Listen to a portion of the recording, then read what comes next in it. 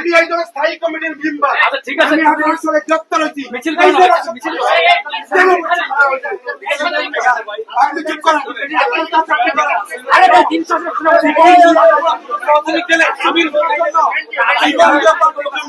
আমি তারে আইনে দিলাম।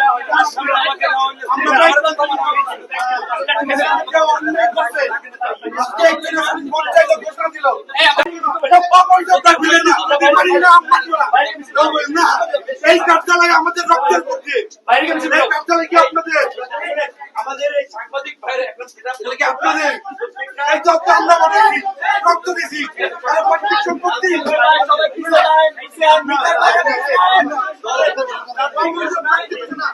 মানি না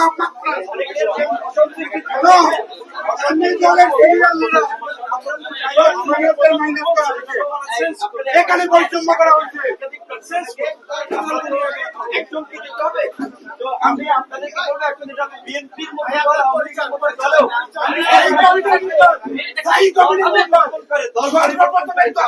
আমি রাষ্ট্রের সাথে প্রথম গ্রেফতার হয়েছি। মাহফুজুর রহমান খান আমাকে এখানে বঞ্চিত করা হয়েছে। আল্লাহ হাফেজ। মহিলা যাবো এই কার্যালয়কে আপনার এই দলের জন্য জীবন দিচ্ছি, এই দলের জন্য জীবন দিচ্ছি।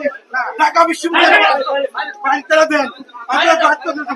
বাইরে গেলে তো আমার না, আমাদের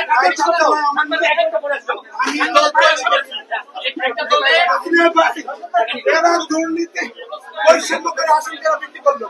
ভাই আমি কিছু করছি না। ভাই আপনি আসেন,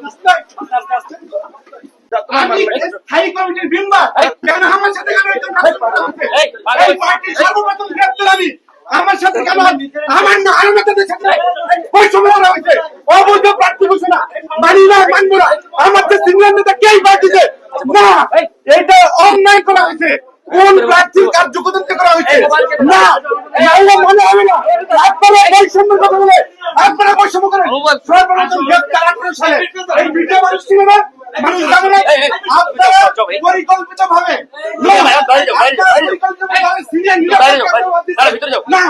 আমার গাজীপুরের আমার সঙ্গে আমার মানুষের ঘোষণা হবে, আমি যাবো না।